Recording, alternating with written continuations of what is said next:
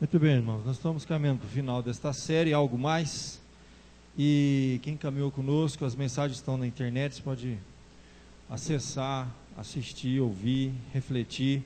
O que nós temos falado é justamente isso: seria Jesus um simples carpinteiro, né, ou algo mais? Estamos refletindo um pouquinho sobre a vida de Jesus, sobre o ministério dele, e sobre realmente quem era o nosso Senhor Jesus Cristo, porque é intrigante para nós, quando nós falamos até em alguns domingos, vimos e vemos e sabemos que muitas pessoas creem que uma pessoa chamada Jesus existiu, viveu lá naquela região da Palestina, né? Nasceu em Belém, cresceu ali em Nazaré, foi um grande mestre, foi uma pessoa eloquente, um líder extraordinário, fez coisas realmente extraordinárias. E a gente vê então na sociedade que as pessoas admitem e até seguem os conselhos de Jesus, né? Leem lá o Sermão do Monte, que mensagem linda que ele tem, as pessoas... E é interessante, nós temos livros e mais livros. Augusto Cury é um dos autores que tem escrito muito sobre Jesus, o grande psicólogo, o grande mestre, o grande líder, o maior de todos, o maior. Mas nós corremos o risco de realmente olhar e ver em Jesus um homem extraordinário e esquecermos que era muito mais do que isso, algo mais. Essa aqui é a ideia. E a conclusão que nós chegamos nos domingos passados é o seguinte: se alguém crê que Jesus foi um grande homem extraordinário, que marcou a história da humanidade, um homem extraordinário, mas não crê que aquilo que ele falava, que ele era Deus, é fato, é verdade, então tem alguma coisa muito estranha em continuar lendo ou ouvindo o que Jesus disse. Por quê? Não dá para seguirmos Jesus apenas como um homem extraordinário, alguém que fez coisa extraordinária. Porque ele mesmo dizia, nós vimos em várias passagens, que ele era Deus. De várias formas ele deixou isso claro. Então, se eu não admito que ele é de fato Deus encarnado, que habitou aqui entre nós, andou entre nós, então eu tenho que necessariamente reconhecer que ou Jesus era um mentiroso, um grande charlatão que enganou toda a humanidade contando uma história de que era Deus, e ele não era de fato, ou ele era um louco, alguém que tinha algum problema e se auto-intitulava Deus, e alguns da sua época acreditaram. Ou então ele era mentiroso, ou ele era louco, ou ele era Deus. Isso é fato. Então não tem como. Quando nós estudamos a vida de Jesus, vemos a veracidade dos textos sagrados. Veracidade. Não existe nenhum documento, tá, antigo. Quando a gente estuda manuscritologia, nós identificamos um fato: de todos os documentos antigos que a humanidade tem, não existe nenhum mais aferido, mais assim, cheio de credibilidade do que as Sagradas Escrituras, especialmente o Novo Testamento. Quando nós estudamos, por exemplo, manuscritologia, você tem que saber o momento em que foi escrito o primeiro texto, o primeiro documento sobre algum fato, algum evento, e o tempo que se passou até a cópia mais antiga que nós temos. É assim que a gente estuda. Você não vai saber quanto tempo tem esse documento, não, quanto tempo que tem da primeira escrita, da fonte original, e a distância da cópia mais antiga que nós temos, tá? Então, por exemplo, quando você pega os clássicos de Platão, Aristóteles, esses que são reconhecidos aí, né? Grandes filósofos, né? Você tem uma distância assim de 1.200 anos dos seus livros, documentos, 1.300 anos do primeiro documento escrito pelo punho desses grandes homens. Muitas cópias eram feitas porque o material era perecível, então tinha que fazer cópias. E você então tem um tempo aí de mais de 1.000 anos para a cópia mais antiga que a humanidade tem. Você sabe quanto tempo que tem os documentos antigos que nós temos em mãos? Cerca de 100 anos, 120 anos. Isso não é nada. A cópia era feita com gente ainda viva. que vivenciou o fato, o evento, é muito pouco tempo. É muito pouco tempo.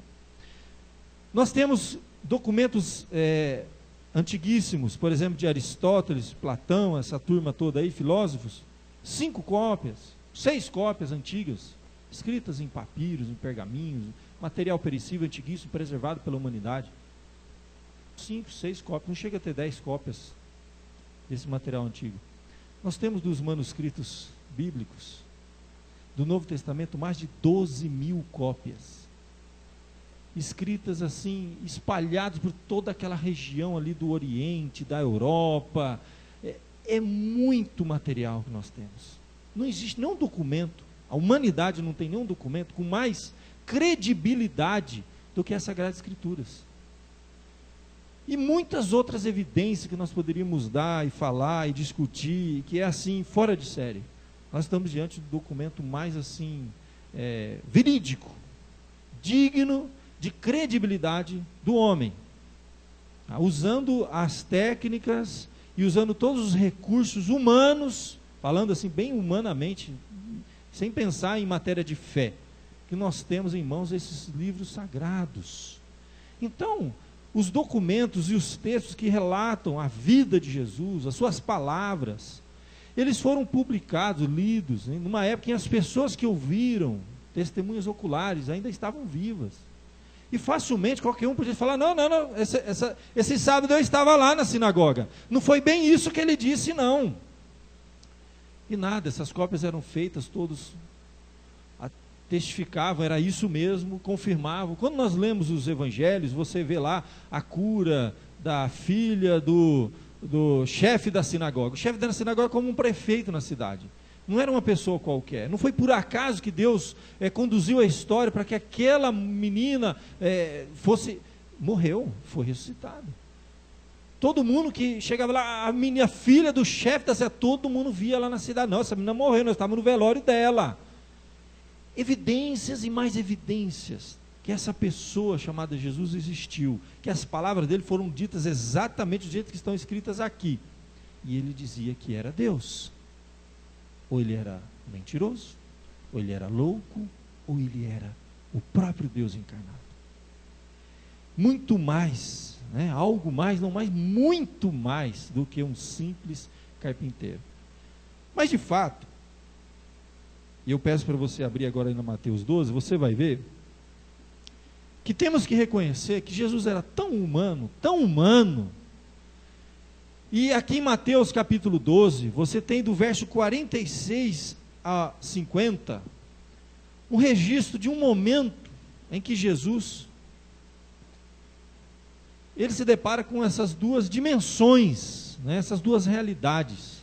Jesus tinha uma família terrena, ele nasceu, cresceu, viveu como um ser humano comum, filho de carpinteiro, se tornou carpinteiro, filho de Maria, seus irmãos todos eram conhecidos, cresceu, brincava ali no bairro. Ele tinha uma dimensão humana tão forte que realmente era difícil para as pessoas naquela época. Mas esse texto eu gosto porque ele faz esse contraste das duas famílias de Jesus, as duas naturezas, vamos falar assim, do Senhor Jesus. Mateus 12, verso 46, diz assim: falava ainda Jesus ao povo, e eis que sua mãe e seus irmãos estavam do lado de fora, procurando falar-lhe. E alguém lhe disse: olha, tua mãe e teus irmãos estão lá fora, e querem falar-te. Porém, ele respondeu ao que lhe trouxeram o aviso: quem é minha mãe? E quem são meus irmãos?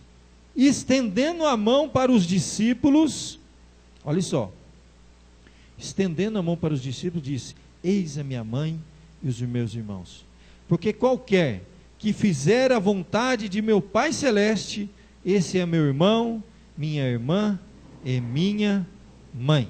Nós vamos fazer uma oração rápida aqui, pedindo a bênção, a direção de Deus, para a reflexão dessa noite, sobre essas duas dimensões, essas duas realidades da vida, do ministério, do nosso Senhor Jesus Cristo. Diz assim então a palavra de Deus, e nós vamos orar para meditarmos nela. Ó Pai querido, nós rogamos a Tua misericórdia, para que o Senhor fale ao nosso coração através do texto sagrado. Um texto, ó Deus, que foi preservado pela humanidade, pela tua providência, providência divina.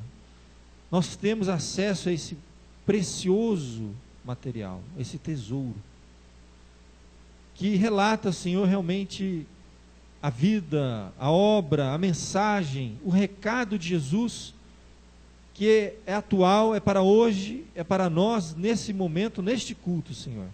Vivo, eficaz, é a tua palavra, Senhor. Poderosa, como espada de dois gumes.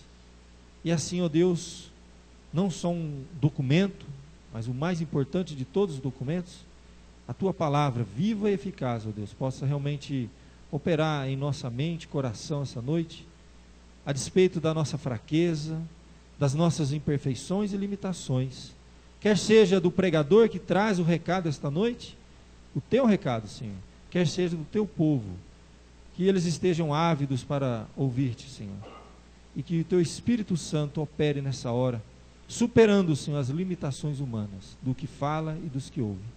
Para a tua glória eu te peço em nome de Jesus. Amém. Como eu havia dito, então, Jesus estava falando ainda ao povo, diz o texto sagrado. Ele estava em uma casa, como era muito comum naquela época. Você tem aquele caso famoso do paralítico Cafarnaum. Jesus estava em uma casa, pregando, e multidões cercavam a casa, encheram a casa, e aquele paralítico não tinha como chegar até Jesus. No caso do paralítico, eles abriram um telhado, desceram aquele paralítico até os pés de Jesus, e ele teve acesso assim, foi perdoado os seus pecados, ele foi curado da sua enfermidade e tudo mais. Mais uma vez, Jesus estava em uma casa, como acontecia muitas vezes, muitos outros eventos, e difícil acesso ao Senhor Jesus. Mas nesse caso, a sua família, eu gosto desse texto porque todos ali que conviviam com o nosso Senhor Jesus, naquela região, identificavam a sua família. E a Bíblia nos fala então que a sua mãe e seus irmãos de carne e sangue, tinham vários, estavam do lado de fora, querendo falar com Jesus. Uma situação tão humana, né? Tão comum. O preletor falando, e a família dele do lado de fora, porque não conseguia entrar, querendo falar alguma coisa para ele. Então os discípulos ouviram aquele zum, zum, zum, Jesus pregando, falando, perceberam que eram os familiares de Jesus, e alguém então se dirigiu a ele e disse: tua mãe e teus irmãos estão lá fora e querem falar-te. Então, primeiro que me chama a atenção nesse texto, essa natureza humana de Jesus, a família terrena de Jesus, essa dimensão que Jesus viveu durante 30 e poucos anos, 33 mais precisamente. A palavra de Deus nos dá detalhes preciosos sobre a família de Jesus, vamos dizer, segundo a carne, humana. A palavra de Deus nos fala que ele nasceu, foi gerado por obra do Espírito Santo, mas no ventre de uma moça muito nova, Maria. Maria era muito nova, insegura, muito piedosa, sem dúvida, estava desposada, seu noivo José, desposar naquela época, era um noivado, mas ele era tão sério, porque para terminar um noivado naquele contexto, precisa ter um divórcio, para você ter uma ideia, uma carta de divórcio, tão sério que era. Então já era prometida, comprometida, estava esperando apenas a conclusão final, e ela então tem essa experiência, em seu ventre começa a ser gerado esta criança. Ele vai nascer em Belém, como conhecemos a história muito bem de Jesus, o censo que foi feito naquele período. Ele vai lá para Belém, ali da tribo de Davi, né? Cada um teve que ir para a sua tribo fazer o censo. Jesus nasce, conhecemos a história bonita. Aí depois então Jesus é apresentado no templo. Você tem aquelas passagens belas, maravilhosas, em que vários personagens surgem, pegam Jesus nos braços, fazem o cântico de Simeão, né? Você tem o cântico de Ana, tem uma história de Jesus linda, maravilhosa, que nós conhecemos. Mas depois Jesus então ele vai entrar naquela comunidade, vai crescer em Nazaré, vai aparecer depois lá ele por volta de 12 anos, tem algum momento em que eles vão até Jerusalém, Jesus fica meio perdido lá com os mestres, falando algumas coisas, depois, gente, desaparece, não se ouve mais falar de Jesus, até os 30 anos de idade, não se fala mais nada de Jesus. Isso para mim não é mistério, isso é evidência que ele teve uma vida tão comum, tão normal, como qualquer outra criança, jovem, naquela época, não tinha nada para se registrar. Registrar que Jesus acordava, lavava o rosto, tomava banho, escovava o dente, não. Que ele ia estudar, como que eram os sistemas escolares naquela época, que ele ia brincar com as crianças, como as demais iam brincar. Que necessidade haveria de registrar uma vida comum de alguém comum, mais comum, tão comum, como qualquer outro da sua época.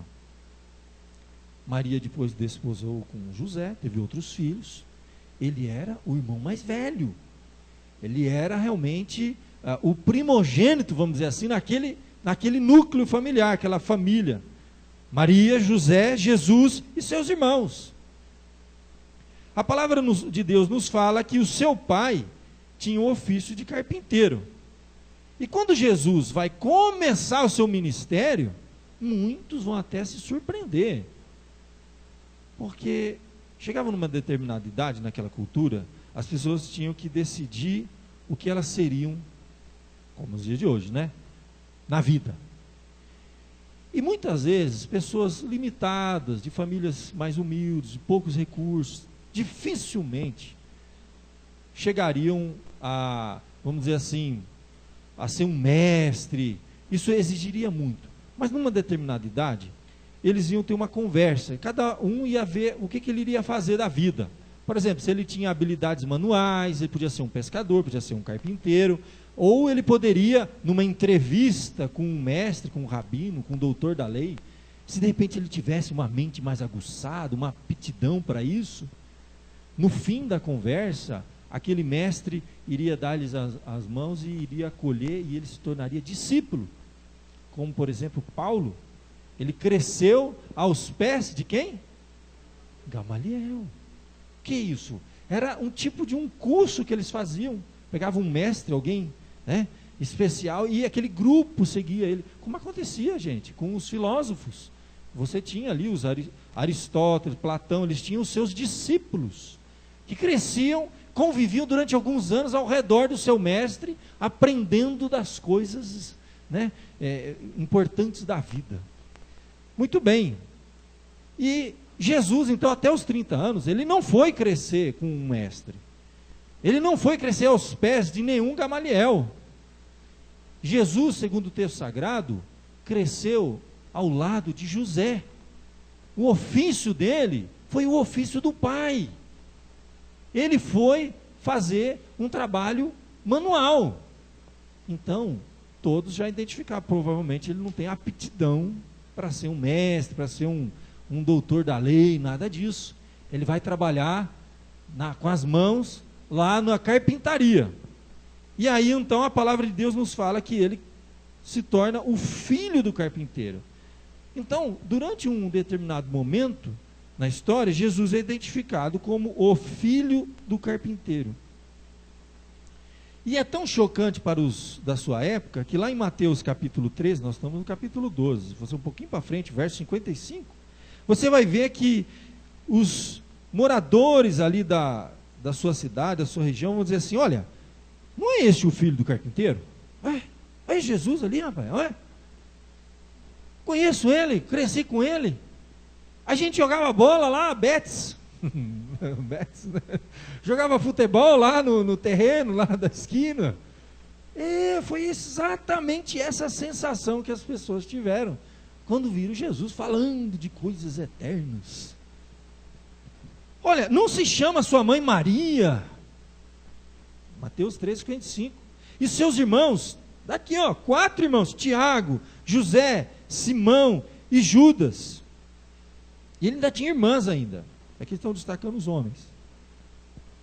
Então todos, quando viram Jesus falando de coisas extraordinárias, como um mestre, não, mas isso aí não é mestre, tem alguma coisa aí que não está batendo.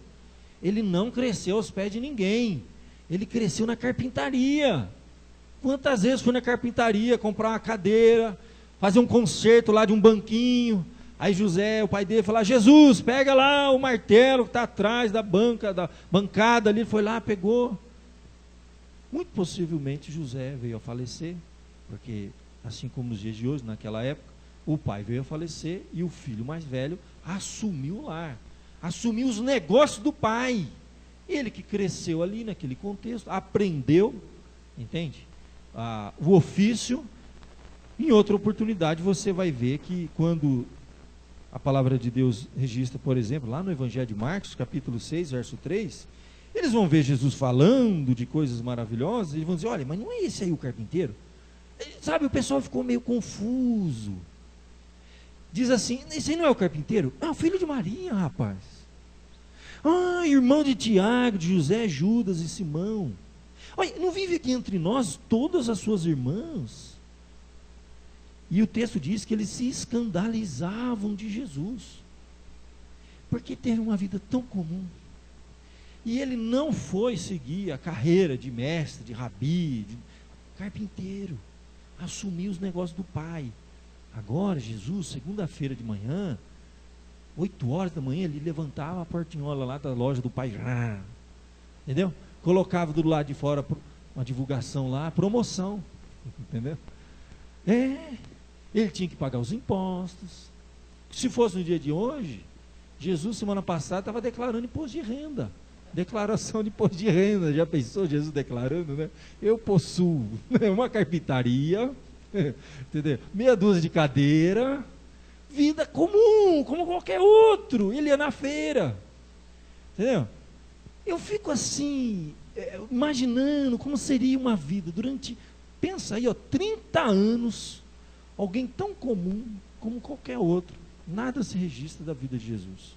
Um profissional, provavelmente assim, muito caprichoso, tudo que Jesus fazia era com excelência.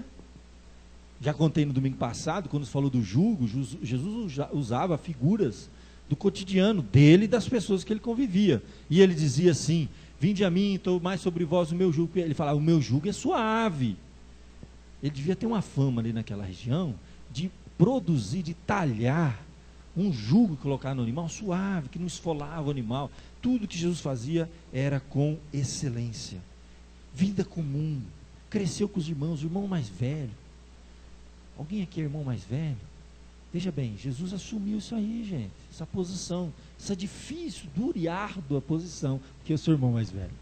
Porque tudo sobra para o irmão mais velho, fazer, resolver, entendeu? Ele quase leva nas coisas, mas ele não tem, diz o meu filho, que olha, eu não tenho autoridade de pai, mas tenho toda a responsabilidade, mas não tenho autoridade, porque quando chega para falar com o irmão mais velho, ele não quer ouvir, mas quando é para ajudar, só comigo o negócio, entendeu? Então, eu fui irmão mais velho, e eu sei que vários aqui são irmãos mais velhos, né?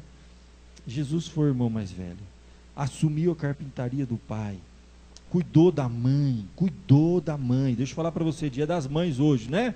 Aí ó, dia 10 de maio de 2015, estamos celebrando, comemorando o dia das mães. Eu acho que não teve nenhum filho mais cuidadoso com a mãe, tá? Mais exemplar, humanamente falando, do que Jesus Cristo. Assumiu a carpintaria, não abandonou a casa dele, cuidou da família, e durante os 3 anos que ele seguiu o seu ministério, termina pregado numa cruz, e a palavra de Deus vai nos dizer lá em João capítulo 19, que enquanto ele estava preso numa cruz, junto à cruz estavam quem? A mãe de Jesus, a irmã dela, e Maria, a mulher de Clopas, e Maria Madalena. Então, 4 mulheres ali. Vendo Jesus a sua mãe, e junto a ela o discípulo amado, que era João, está no Evangelho de João, o discípulo amado sempre identificava João. O que ele diz ali?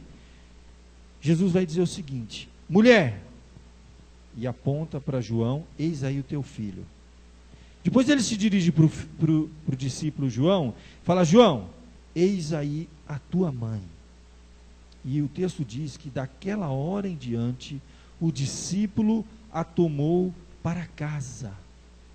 Dá a entender aqui que no momento em que o arrimo de família, o mais velho, uma viúva que não tinha naquela época nenhum tipo de cuidado, de proteção, de aposentadoria do pai, que passou por, não tinha nada, ficava totalmente desamparada.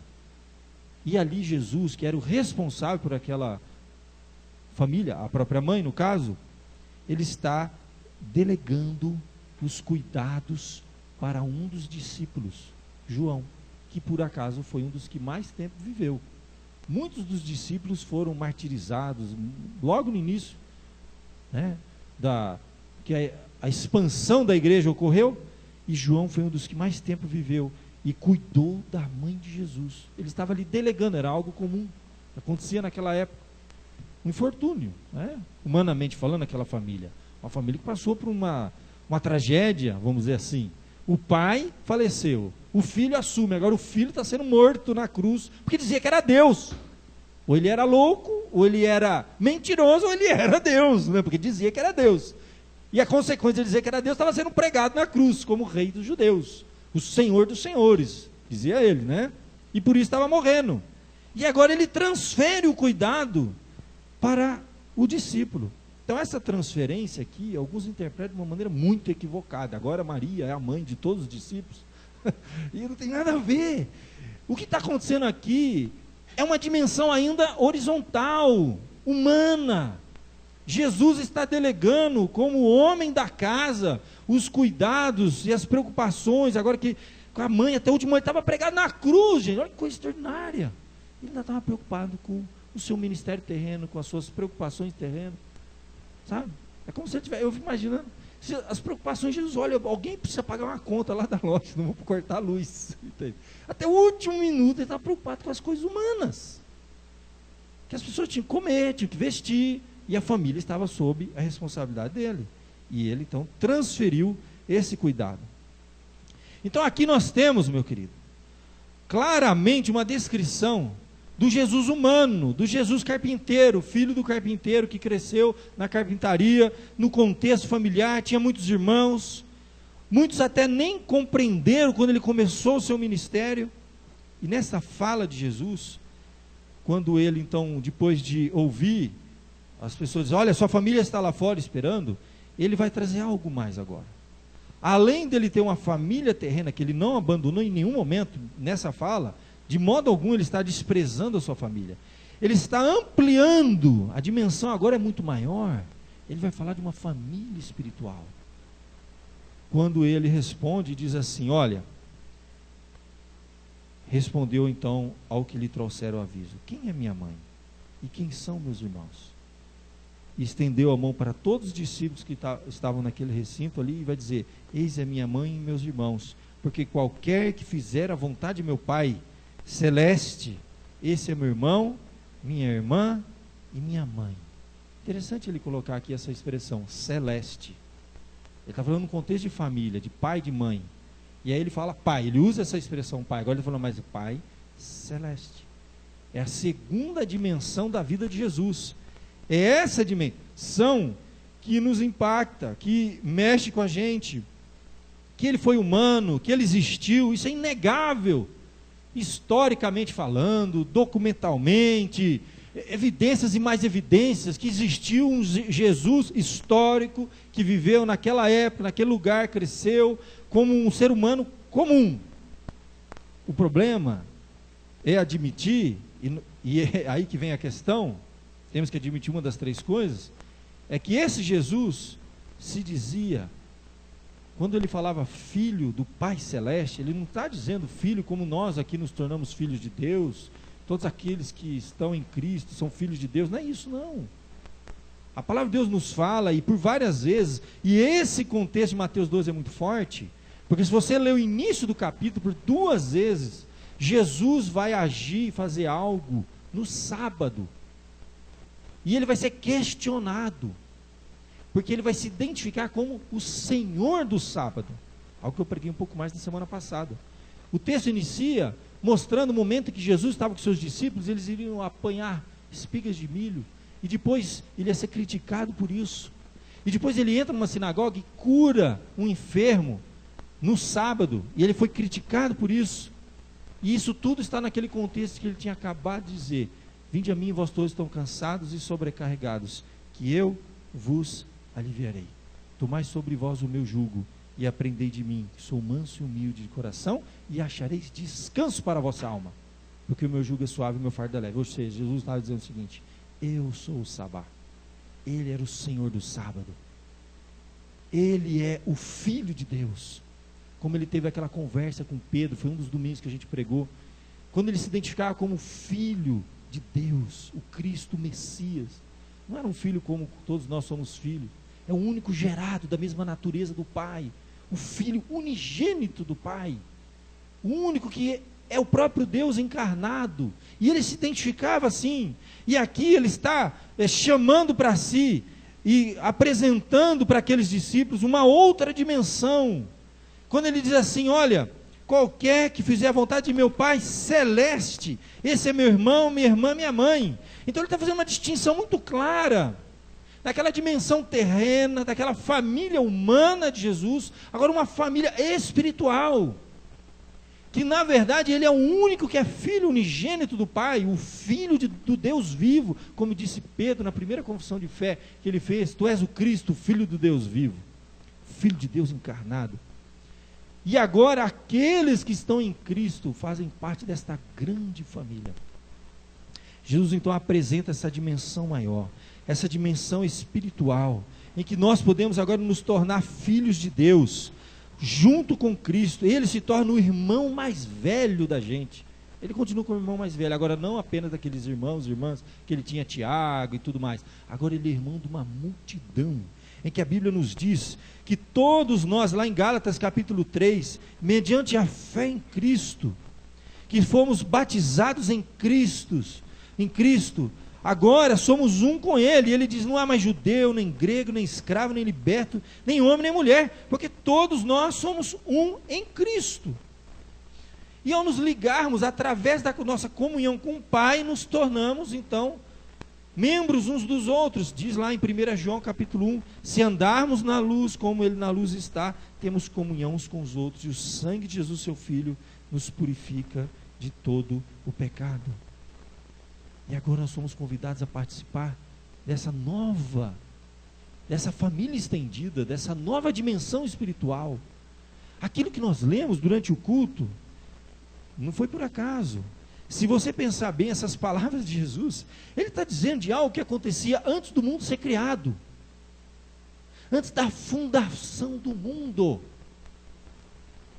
Eu acho um dos textos assim mais profundos que nós temos na Bíblia, quando ele diz: eu não rogo somente por esse, João 17, mas por aqueles que pela sua palavra vão crer em mim. Jesus dizendo, como o próprio Filho de Deus que desceu, e diz assim: olha, assim como tu, ó Pai, é um em mim, que também eles sejam um em nós. E eu lhes dei a glória que a mim me deste, para que sejam um como nós somos um. Pai, eu desejo que onde eu estou, estejam também comigo aqueles que me tens dado, para verem a minha glória, a qual me deste antes da fundação do mundo. Que coisa extraordinária. Gente, essa família espiritual, essa dimensão espiritual, eu não tenho nem noção do que é isso. Eu vejo e fico imaginando, à luz da palavra de Deus, tudo que a palavra de Deus nos fala. Nós somos pessoas que empreendemos. Deus nos dotou com capacidade de criar, de empreender. Deus quer que o homem faça isso. Desde o dia que Ele colocou no jardim do Éden, a Bíblia diz que nós deveríamos cultivar e guardar. É uma capacidade do homem de produzir, de cultivar coisas, de produzir, idealizar e fazer e acontecer. Só que nós estamos presos a um limite de espaço, de tempo. Estamos limitados pelo pecado, pela nossa fraqueza, pela brevidade da vida, pela impotência e limitação humana. Pensa que Jesus está nos preparando para reinarmos com Ele, fazermos parte dessa família. Vai ser uma família de empreendedores, de pessoas que criam, que fazem, acontecem. Só que sem o limite espaço-tempo, sem as limitações humanas, sem a brevidade dessa vida, nós teremos. E muita gente pensa que quando nós partimos para estar com essa família celeste, preparada, desde a fundação do mundo, nós vamos ficar nas nuvens tocando harpa, cantando, né? A Bíblia diz que nós reinaremos. O que é reinar? Um rei, ele empreende, ele edifica, ele constrói. Eu fico vendo a humanidade tentar, de alguma maneira, perpetuar-se nos seus empreendimentos. Isso é uma sede que o homem tem de algo que ele perdeu. E que a nós que somos parte desse projeto de Deus, nós vamos fazer. Você pode imaginar o que significa fazer parte dessa família de empreendedores e ter uma eternidade pela frente e capacidade ilimitada. Não há limites, porque pode ser feito dentro desta família de Deus. Eu fico imaginando esse universo que vive no vácuo, vazio. Eu não sei, é a dimensão que Deus vai nos colocar. Há detalhes que a Bíblia não fala, mas eu fico imaginando que esses milhares e milhares e milhões de filhos de Deus, que foram gerados não só no ventre de suas mães, mas num determinado momento foram gerados espiritualmente, nasceram de novo, fizeram parte dessa grande família, em que todos nós estamos sendo convidados a participar. Como Jesus disse, todos aqueles, ela não exclui, ela inclui, é inclusivo, todos aqueles podem se tornar filhos e filhas de Deus. É minha família. Nós vamos junto com Cristo reinar, empreender, construir. É isso que a Bíblia nos mostra. Quando você vê aquela visão que João teve em Apocalipse, o que ele via? Ele via nuvens e anjos cantando com harpa. Ele via cidades edificadas, coisas extraordinárias. Olha que coisa linda, né? Tem os arquitetos aqui, né? Pensa, um arquiteto ilimitado, de poder ilimitado, de tempo limitado, sem estar preso ao limite espaço e tempo de produzir e construir coisas extraordinárias. É por aí o negócio. A linha de raciocínio é mais ou menos por aí. A Bíblia nos fala de ruas de ouro. São figuras, gente. Para a gente, é indescritível o homem ser membro da família de Deus. Eu começo a empreender aqui, eu começo a construir aqui, e Jesus dá essa deixa para a gente, essa dica, várias vezes. Gente, não ajunta tesouro aqui, ele fala, onde a traça corrói, ferrugem, ladrão rouba. Pensa que você está num contexto em que você foi trabalhar em outro país, tá? Por tempo indeterminado, vai ganhar muito dinheiro, e todos os recursos que você ganhar, você tem que escolher aonde você vai aplicar. Se você aplicar naquele país estrangeiro, quando terminar o seu tempo, né, de serviço, vai ficar lá, você não leva nada, você volta de mãos vazias, abanando o seu país de origem. Mas existe a opção de você depositar o fruto do seu trabalho, os recursos do seu trabalho no seu país, que de fato você vai ficar por tempo eterno, vamos dizer assim, né? Para sempre, o resto da vida, não temporariamente. Você tem duas contas, você chega na frente do caixa, você está lá com os seus recursos, olha, você tem duas contas, você pode aplicar aqui nesse país, vai ficar aqui, hein? Se você empreender aqui, vai ficar aqui. O que você faria com o seu dinheiro? Diz para mim. Você trabalhou há um ano, ganhou lá 100 mil reais, projetos extraordinários, 100 mil reais, você está lá na frente do caixa, você tem uma conta que você deposita, que tudo que você depositar vai ficar aqui nesse país, você não leva embora. Você pode estar saindo do banco agora, toca o celular e ó, acabou o seu tempo de serviço, vem. O dinheiro fica naquela conta. Você não pode tirar. Agora tem a outra conta, tudo que você depositar aqui é teu. Você não vai poder usar agora, mas é teu, está lá. O que você faria com seu dinheiro? Pensa comigo. Você ia depositar em qual conta? A conta no país estrangeiro ou a conta no seu país de origem? Gente, Jesus disse claramente para nós isso. Nós temos um país nos aguardando, coisas extraordinárias serão feitas lá. E ele diz assim, não ajunta muito dinheiro aí não, mas deposita aqui, porque quando você voltar, você vai poder usar isso. Por mais que pareça uma coisa tão distante da nossa realidade, a qualquer momento o celular pode tocar e dizer o seguinte: meu irmão, é o seguinte, serviço concluído, terminou seu tempo de peregrinação, passa para a próxima. A minha casa que eu construí, minha piscina bonita, o meu castelo que eu fiz aqui, minha conta bancária, tudo, você depositou no país errado, filho. Tinha 2 contas lá na hora. Aqueles que não investem no reino de Deus são as pessoas mais iludidas do mundo.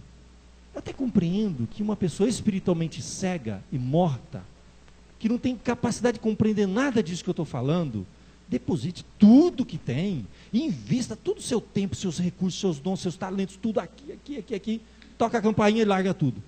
Agora, uma pessoa que conhece um pouquinho da palavra de Deus, continuar fazendo isso de uma maneira insensata, como disse Jesus para aquele que estava juntando nos celeiros, e o que Jesus diz, o que a palavra de Deus diz naquela parábola? O que ele era?